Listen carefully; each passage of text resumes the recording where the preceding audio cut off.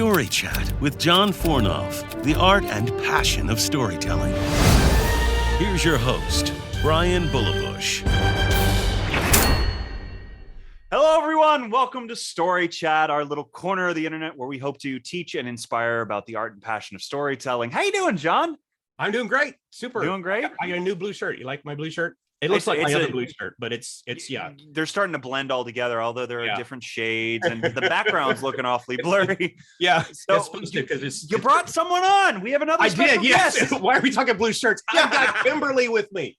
Kimberly Soliman is a wonderful friend of mine, and she is an accomplished screenwriter. And I said, Kimberly, would you like to be in the show? And it's like, I would just love to have her on, because we want this to be an encouragement to you, and not just us talking about stuff. We want to bring on guests talking about story, what's their passion about story.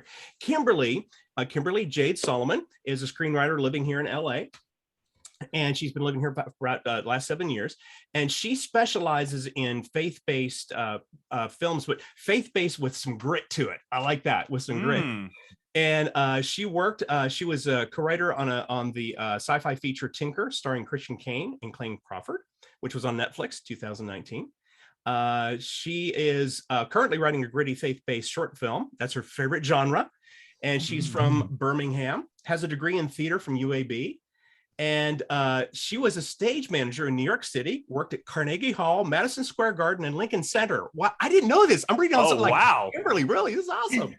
And she worked on Broadway shows such as Wicked, Phantom of the Opera, Chitty Chitty Bang Bang, Chicago, Les Miserables, Hairspray, and The Producers, among others. It's like, wow, it's such an honor to have you here, Kimberly. Kimberly's one of my favorite writers. She wrote, the first time I met her, she wrote this short, like it's about, I don't know, 4, 5, 6 pages, something like that. And sometimes it's hard to write short. She wrote just a beautiful little jewel.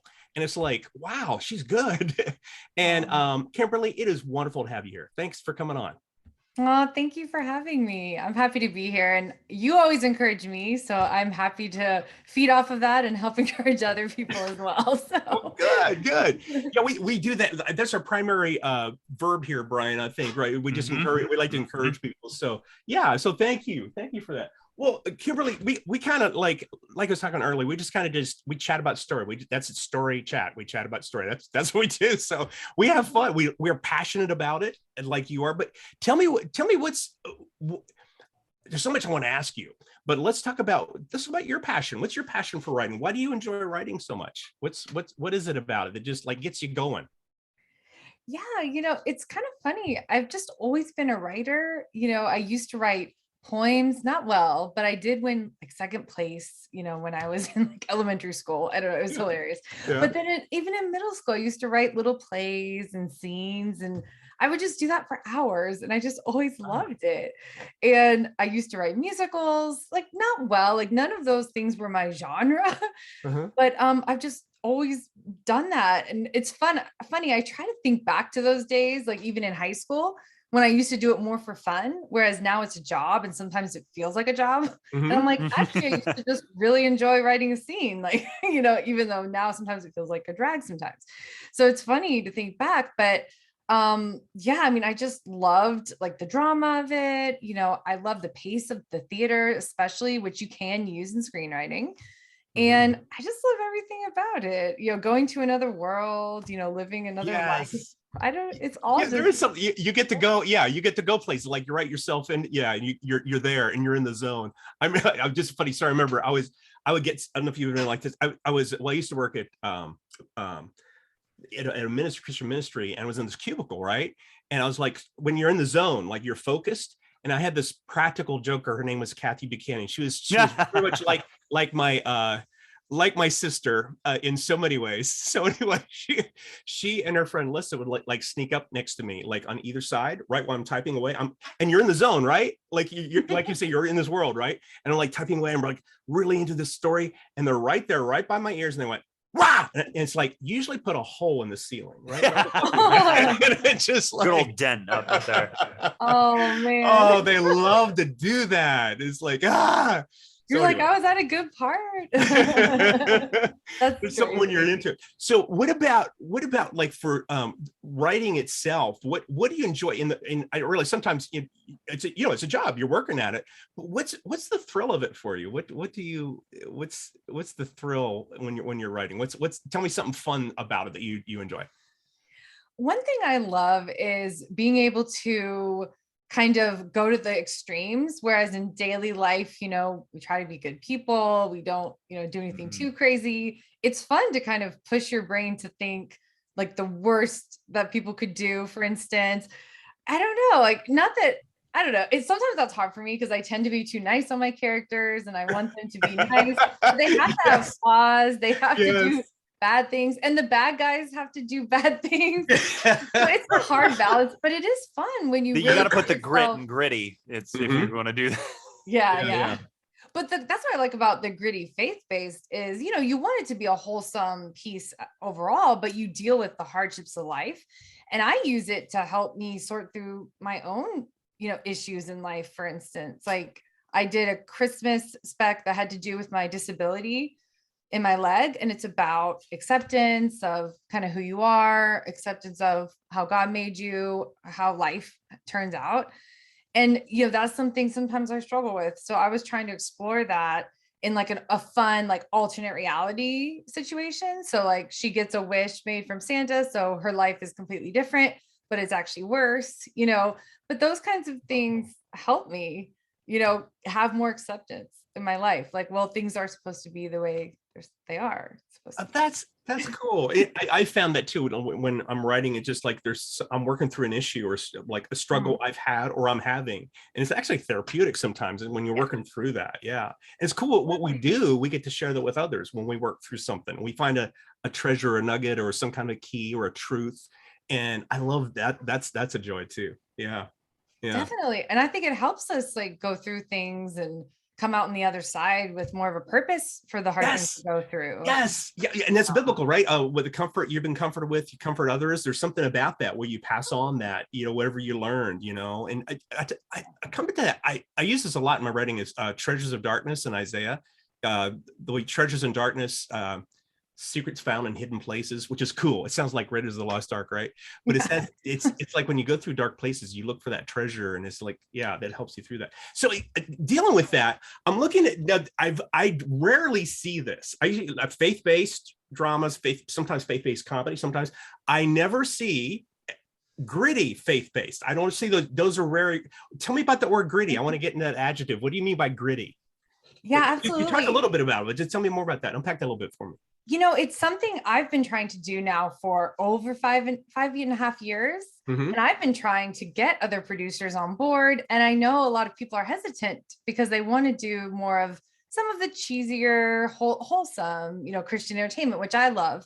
But I just think that there needs to be more of a mix, So like, for instance, actually the project we're working on, one of the reasons I was drawn to it is because it's forgiveness after a murder. It's like, it's a gritty thing, but we don't have to show the gruesomeness of that. We just show, the situations around that, the forgiveness aspect, like tackling the hard topics. Cause I don't think that would be easy for every Christian to forgive after something like that, but it's what we're called to do. And, it's just for anyone, I think it's good to forgive. So you don't have that negative, energy or any of that stuck inside you.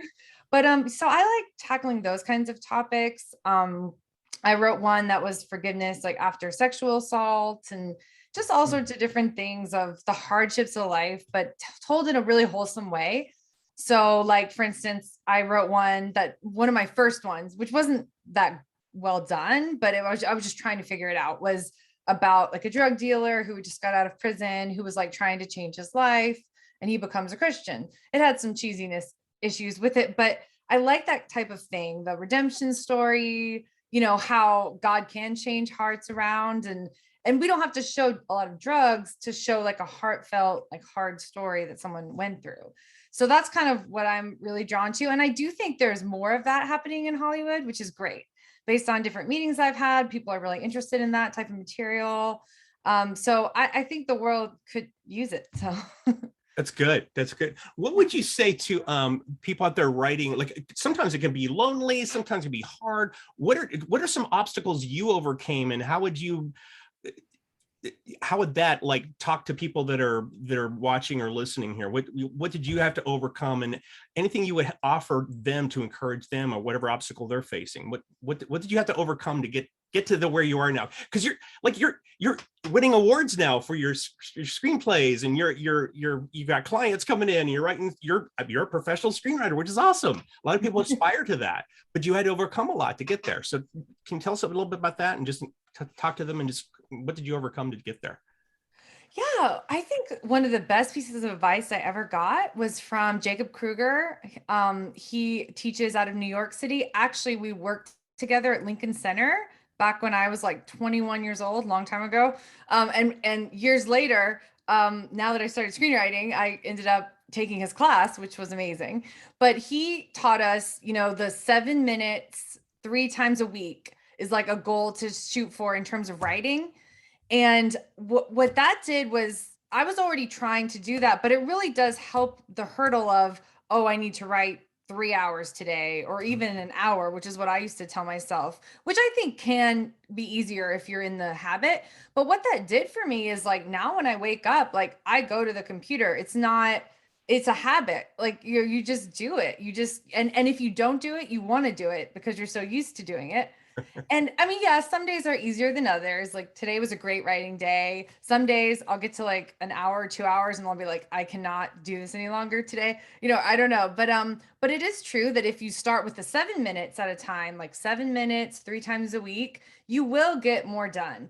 And I also say, like, once you move up to that, I would say an hour every day. Cause I do write, I would say pretty much 7 days a week. It's pretty rare. My birthday is on Sunday, so I probably won't write this Sunday. Birthday, that's cool. I love birthdays. So, yeah, awesome. But I might write in the car because my husband's driving. So I do actually, that's my second tip. But so my first tip is try to do like an hour every day. And then some days you might get to do 3 hours or 4 hours because it's going so well. And then some days it might be hard to get that hour, but just try. And then your body's in that habit and your brain's already working. But what that did for me is gave me that just steadiness. And there was a time actually when I had major wrist problems and I was in physical therapy for a long time. And I actually could only write an hour a day. I couldn't even work because it was so severe. And it killed me. And I tried the voice text thing, which Final Draft still hasn't really gotten down too well. But it was challenging. But my point is, in 6 months, I did like 6 drafts of a feature. And that was an hour a day, almost every day, I would say. But that's like, that just proved to myself that it adds up though. Wow, that's so good. It really adds up. And then, sorry, my second tip, let me backtrack. Oh, so I use my little iPad mini, which helps so much. And it has a little keyboard, but the thing is you can get so much more writing done in random places. So like if I'm waiting at a doctor's appointment, 10 minutes, it adds up. And if my husband's driving in crazy traffic, also I write, in the car. You could write a novel in LA traffic. Over a and that's few just months, a day. for sure. And I think it's just important to like keep in mind, like the little bits add up. Yeah, that's so good. Because sometimes we think it's a daunting, but if you do it in little bits like that, like the 7 minutes 3 times, or just an hour a day or whatever, you find that regular thing. That's so good. That's so good. Tell me something. Tell me one of your favorite moments of writing. Just something like just like, oh, when I did this, like I really just enjoyed that moment. Or can you tell me something, or maybe it might be just recent. You had a great day today, but what's a moment like you just really, this is writing kind of thing, that kind of thing. Yeah. Well, I think the moment I'm going to tell you about is actually one of my first moments a long time ago. But so when I did the Tinker movie, it was such a blessing because I was a co-writer. So I was one of 4 writers, but they had started filming. So what happened was I negotiated the contract with the producer and I got to go to set. So I was on set a lot. But what was happening is I needed to like add more scenes, rewrite, clean up the script. I had a lot of work to do, but they were also filming even the next day, for instance. So I stayed up like all night, a couple nights in a row, really. I guess I slept maybe a little bit after the second or third night. But I just remember, so like, so I went home from set and I got like 2 large, venti, whatever things with sugar from Starbucks. And I just stayed up all night long. And Wow. I just had so much fun. And I was so tired, like falling asleep, but you just kind of keep pushing because it's a deadline. I haven't had a deadline that crazy again yet, but I realized I could do it. And I also realized how much I loved doing that. So that was just really fun. And actually, in the secondary moment, as I just did the rite of passage, like the 1 week competition. For And 168, right? 168 yeah, Film that Festival. is the Yeah. best. I feel like every time I've done it, it's my 3rd year, I get better as a writer. And I actually did get better as a writer because my mentor gave me such great tips, and I can't explain it. It just makes you, so there was one day, you have quick deadlines, like every day you have to do like a treatment and then a first draft. So I had to stay up late one day because it was a busy day. And I was tired, but I was like, no, but it was so fun. And God was really moving and I felt really good about it. It's just those kinds of moments where you're just like, yeah, I can do this, and you enjoy it. That's so cool. I mean, that's so cool. I love that. I'm relating. I'm just like, yes, I feel those moments. Well, tell us, I've got people that might be asking about the 168. They don't know about that. That's a great opportunity for people to write. So tell us about, because you got me into that, the rite of passage, which is a lot of fun. So tell us about, what is that? How do you get in, and what's it about? What's that? The rite of passage. I so highly recommend it. So the 168 is a faith or Christian festival, short film festival, once a year. The date changes with COVID, so sometimes it's in August, sometimes I think it was in November. And then the rite of passage is normally in October, but this year it was in February. We just finished writing that. But yeah, it's so great. So writers everyone gets the same Bible verse. This time we had 63 writers. Whoa. Which is crazy. Yeah, it was a lot. And so they don't know the Bible verse. They also they launch it out. They give you the Bible verse, and then you've got so much time to write it. Right? Is that right? Right. Sorry. Yes. So you get the Bible verse, and then you have exactly 1 week to write it. And you have a mentor who helps you through. And you have a lot of deadlines. Like the first day, you have to get like 5 ideas and send them to the mentor. The second day, you write a 1-page treatment. The third day, you're writing the first draft. You turn it in. They give you how many pages? How many pages are we talking about? Oh, 12 pages or 12 less. pages. Okay, cool. Yeah. So 12 pages. And and then you got a mentor with you. And you do like 3 drafts. So every day you're on like a deadline. So it really teaches you to kind of push through and make it. And then you have to proofread it really well. And our mentor was like, everyone has lots of errors. Check it really carefully. Because what happens is the mentor picks 2 out of 6 scripts. So he passes on the best 2. And then that's how you make the semifinals. And then they just posted top 10 scripts on Monday. And I did make top 10. So yay, I'm so awesome. excited. Congratulations. And then they'll post the finalists and the winners on March 1st. But it's fun. Yeah, it's really fun. No matter what, you learn from it. That's cool. That's really cool. Okay. Yeah, I know you might tell me what some of the things you got some awards for. Tell me some. I realize I should be doing that part, but you didn't put it in your bio. But I've been keeping up with you on your Facebooks. But what are some things you've won, like awards you've won, and what did that really mean for you? Because sometimes it's like, tell me what it means to you. Well, I think, it is interesting because I've definitely been turned down from a lot of competitions. It's so subjective. I think the awards are few and far between, but I am always grateful for that. And to be honest, making the top 10 at the 168 meant more to me than most things. I just feel like, especially because it's faith-based, but that meant a lot to me. And then I did win an award in December, though. It's the Southeast Regional Film Festival in Florida. And theoretically, they want to produce my Christmas script. So they will be sending me a contract soon to review, and we'll see what happens, and we'll see if it's the right situation, but I still very much appreciate it. This is going to sound really vain, but they are sending me an award in the mail. And I haven't gotten a physical award in like over 5 years. So that really does mean a lot because you work so hard in your room.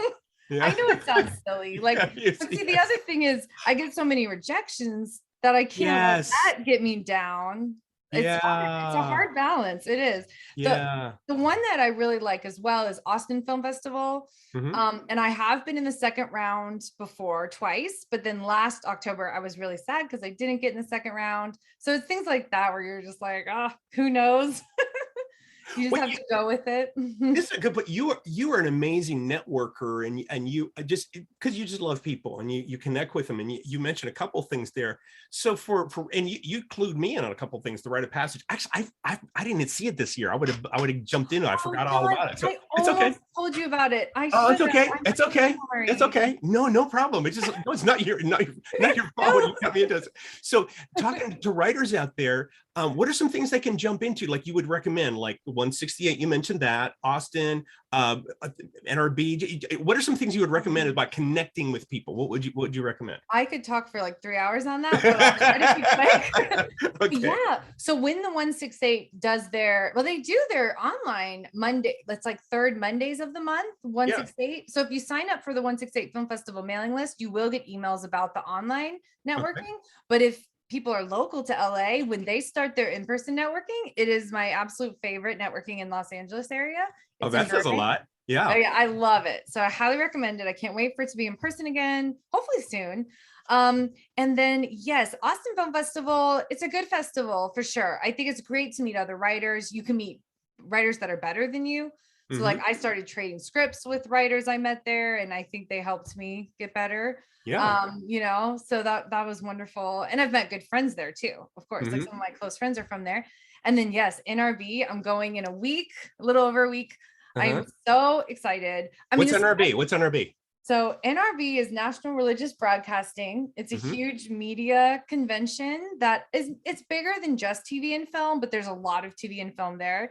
There's also, church media there, radio, all sorts of different things, but it's just such an encouraging place. I don't think I ever felt as encouraged as I did there than any other place I've gone to, especially for a big conference. So this will be my second year going, and I plan to go every year as much as I can. I think, did I tell you about this one? Or you, somehow we connected. We went there. I was there. Yeah, we both were there. Yeah. Yeah, that was amazing. Just an amazing time. Yeah. Well, and so if people are interested in faith entertainment, I just think it's the place to go. Yeah. I also use LinkedIn for networking. So for instance, I have a lot of one-on-one meetings set up at NRB from LinkedIn because I reached out to them. So a lot of like faith producers and distributors, I'm just trying to get to know them more. So I'm very excited about that. So okay, if you wouldn't mind, tell me. Oh, hold on. Sorry, hold on. We don't usually get phone calls on podcasts. Yeah, it's kind of a first here. It's kind of a first. John's popular today. Yeah. What do I say? On the this is typical Kimberly. She so inspires me the way she does it. But how many meetings do you have set up for NRB? Okay. I have 6 confirmed with locations and times and days. And then I have 5 more that are possible. I think 1 is not coming any longer. So there's still 4 more that I'm just waiting to hear back from. So but they they said they would meet with me. So it's just a matter of if it works out and if we can set a time. So you got 6 to 10 meetings there. Now, would you consider yourself an extrovert or introvert? I think I'm half and half. I know it's funny, but I'm very grateful for that though. Because interesting. I love networking. Hold on. I gotta tell you. I apologize. Okay. I love networking. I really do. And it does fill me. My sister, I told her about these meetings. She's like, that sounds exhausting. Some of them I have 3 in a row. And I think I'm going to come from that third one just feeling energized, I think. But then there's days when I love to be at home for like 2 or 3 days. I will admit I get stir crazy. So I do, I'll go see friends or something, to mix it. But I definitely love the networking though. So I think I'm 50-50. I might be 60% extrovert. Okay. Oh, that's interesting. That's really okay. So because I want to hit on here, because for introverts they might say, I don't know if I could talk to that many people, because you definitely have you're an extrovert, but I've seen some introvert too in you. It's really interesting. So you've got to, you got to push through that sometimes. So what would you say what do you think is the key when you meet with people? Because you meet a lot of people, and you're a people, whether you're toward introvert or extrovert, whatever, you definitely love people. And what would you say is the key to take a meeting or whatever? So sometimes we think about, what am I going to look like? What am I going to do? What's your mindset when you go into a meeting, like into the room, when you're talking to the producer or you're talking to a director or whatever? How do you approach that? Yeah, I mean, the positive thing is even with the Hollywood meetings I've Mhm. had, like I had a meeting with like a studio type thing last week, and yet it felt very relaxed, and so I think the positive thing about the film industry is it does tend to already be a little more informal than I think people like worry about or think about. It's not like a So- bank. You go into a bank, right, for a loan. It's right, like, right. yeah, It's yeah. like You're not wearing a you suit and tie. Yeah, like yeah, yeah, yeah, you don't it's have yeah. to where yeah. So, but I think the most important thing, especially if it's like kind of the meetings I'm having are more like coffee meetings to get to know them. And I think it's just important to be authentic and just be yourself. I mean, and not to be too pushy either, because you don't want to be pushing a script on someone when you first meet them. It's really about the relationships. I mean, I look at Mhm. it as a long-term plan. And I think I said this too about last NRB is I think like 5 years from then, so like 4 years from now, I think I'll be able to connect a lot of things happening in my career to that first NRB because I met with 6 people there too, because I reached out beforehand. So I do a lot of grassroots, like networking, and I don't know if any other writers are doing that. So then they'll meet with me because no one else asked them. So don't steal Wow. my idea. No, just kidding. No, that's good. That's really good. And I love what you said. I get a little takeaway there. It's not about the script. It's not about your script. It's about the relationship. I Mhm. really like that. That's good. That really takes a lot of pressure off. It's like, oh, I got to sell Yeah. the script. I've got to do this. It's like, no, yeah, yeah, I mean, yeah, if you got to present it somewhere, but it's not about selling the script. It's about just being yourself and the relationship. Because a lot of it is relationship, right? It's just like, yeah, it's about you make that connection and you like them and they like you because they're gonna be with you. Like your producer is gonna be working with you for like a long time on a movie, right? So they don't want Right. to pick somebody they're not enjoying to be not enjoying being with. There's something about that connection, right? Well, that Yeah. was Definitely. something that happened to us at the first day of film school when I went. Um, had one of the professors basically say, "Yeah, I would rather have somebody who's not as good at their job, but just a blast to be around, than somebody who is the best of the best, union tier, top of their class, and who's just a pain in the butt to work with." Oh yes. That Oh first yes. guy, every single time.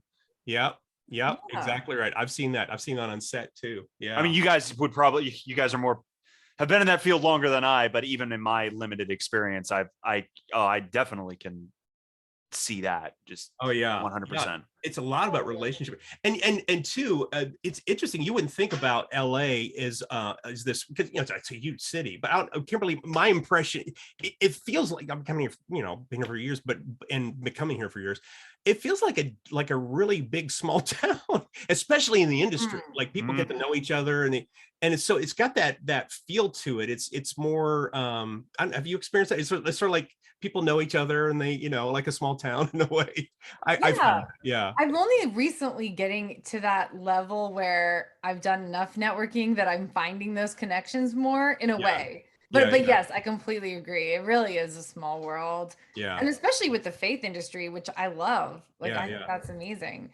Yeah. And yeah, it's nice. It's nice because it makes it feel not so overwhelming when you're like, oh, like even when we had that dinner, you came to my networking dinner. I think you knew someone from somewhere else. And Uh-huh. I mean, there was like different connections we all had, and it was wonderful. Like I I it's like, love oh, that. good. It made me feel like, oh, great. It's a small world. It's not too crazy here.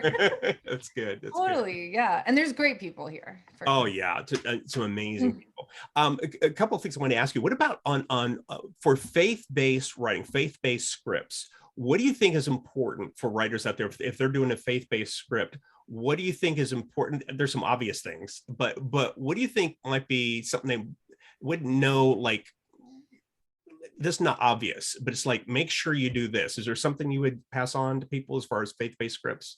Yeah, I mean, I think the biggest thing is maybe just make your character have a quality, like maybe they're a Christian character, but they don't have to be like that in a cheesy way. Like they're Yes. a Christian who happens to do this or has this goal, but it doesn't have to be tied into Christianity 100%, if that makes sense. Yes.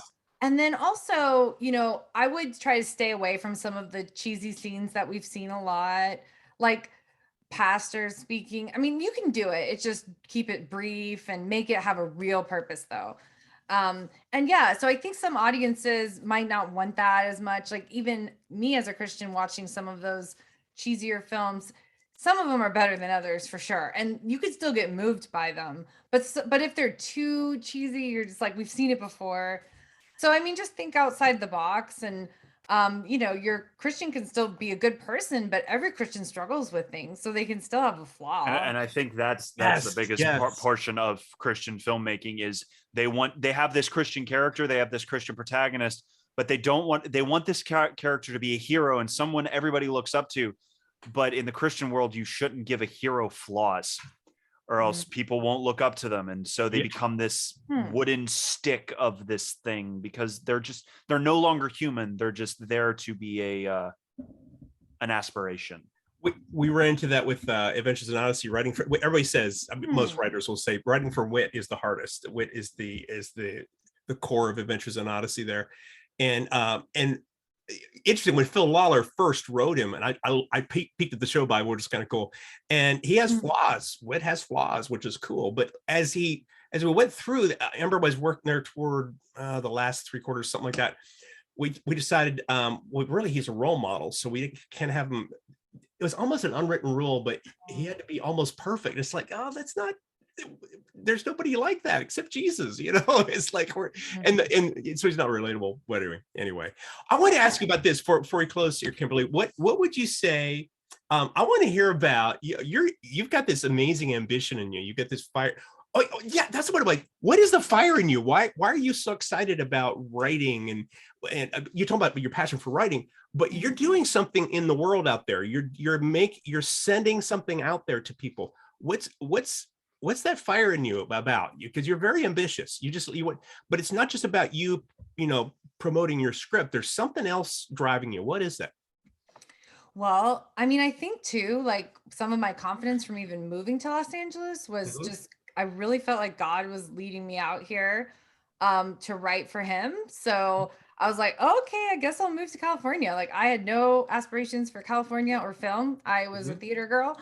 But, and then when I took Screenwriting 1 in 2012, I was like, oh, this fits me so well. Because I've always loved to write. I just didn't find the right genre, for lack of a better word. Yeah. And then when I found screenwriting, I was like, oh, this actually fits me so much better than theater or musicals. And then, so I just kind of trusted God and came out here. And, it's like still a long road and it's a long waiting game. But I try to look at it like you were saying with the relationships, it's kind of the long-term process. So I try to accept that and just do the next right thing as much as I can every day. But yeah, I just definitely just feel like I'm writing for God. So I try to really lean on him as much as I can. I'm always trying to get better at that. But he definitely gives me more confidence though, of like, well, I know I'm supposed to be here somehow, some way, and I know it'll work out eventually.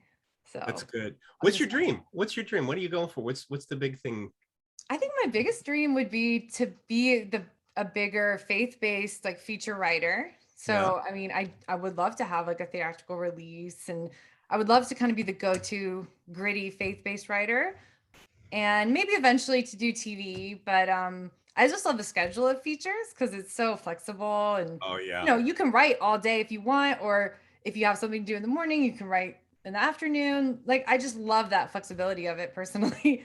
And I mean, everyone loves the movies, so yeah, I would say that's my biggest dream. I don't really want to direct necessarily. I don't really like to produce that much. I don't mind helping, but I'm not really a producer. But yeah, just to keep doing feature writing, that would be the dream.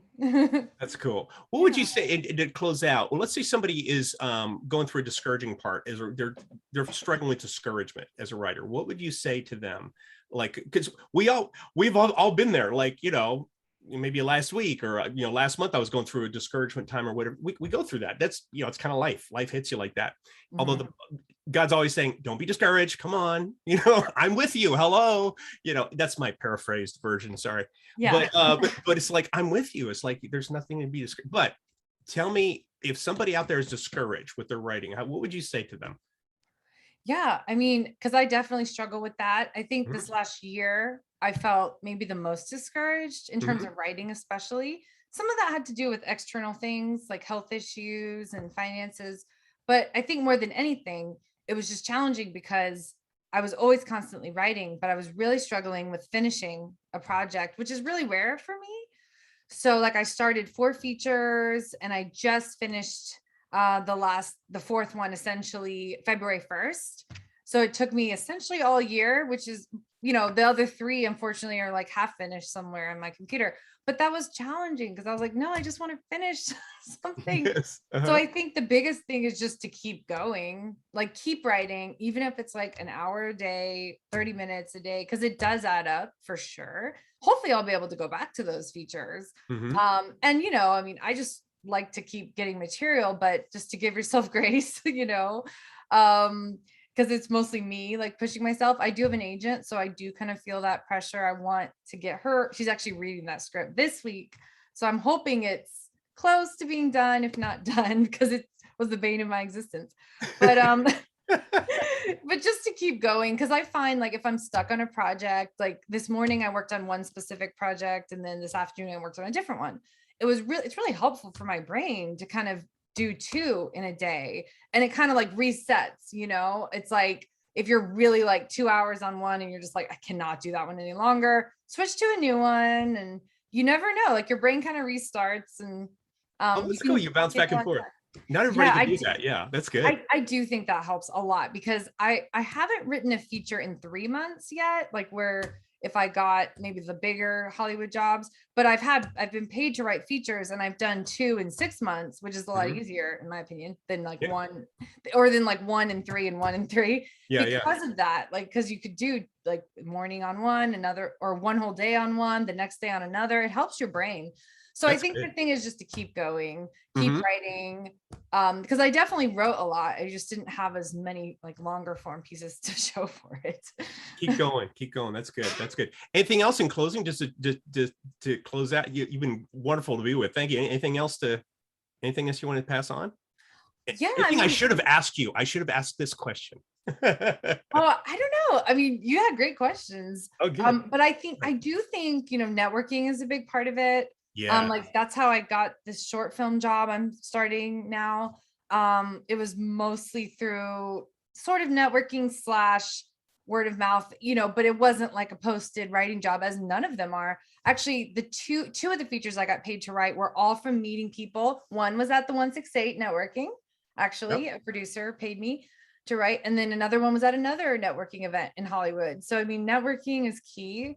And just to remember, it's such a long-term process. Like I try to think about actors, you see actors on Law and Order from 20 years ago, and now they're bigger actors. It's like, it's, a long process. And although I had a whole nother career in theater before this, so I feel like I'm behind, but I think, 15, 20 years from now, I think there'll be a lot more good things happening. So I just try to look at the whole big picture with that. And definitely the important thing is to get feedback on your scripts, because that's the only way you grow. And then it helps prepare you too for like when you get professional feedback, because it's really important to be really receptive to notes. Because like you said, the producer, if you're not accepting notes well, whether it's your own project you're rewriting or theirs, then it's just going to be a bad experience, and they're not going to want to work for you again. But so those are just some of my tips. That's good. And keep going like you're saying. Okay, well, thank you so much for being here. That was I just feel like we just had a great conversation, and we just got to let people listen in, which is kind of cool. But and I learned a lot about you that I didn't know. It's like, oh my goodness, you did that and did that. It's like, I just love your passion for what you do, your ambition, and it goes beyond just your project. You have a heart for connecting people, and just really appreciate that. So appreciate you being here. Appreciate you being my friend, my writing friend.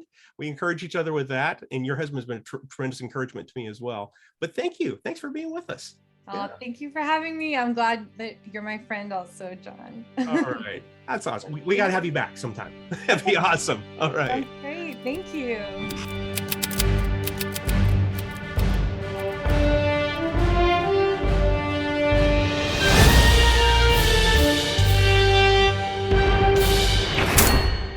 Thank you for joining us for this episode of Story Chat. If you want to hear more, don't forget to subscribe to the podcast. If you have any questions for John or feedback on the show, please email us at storychatwithjohn@gmail.com. Thanks for listening. We'll see you next time.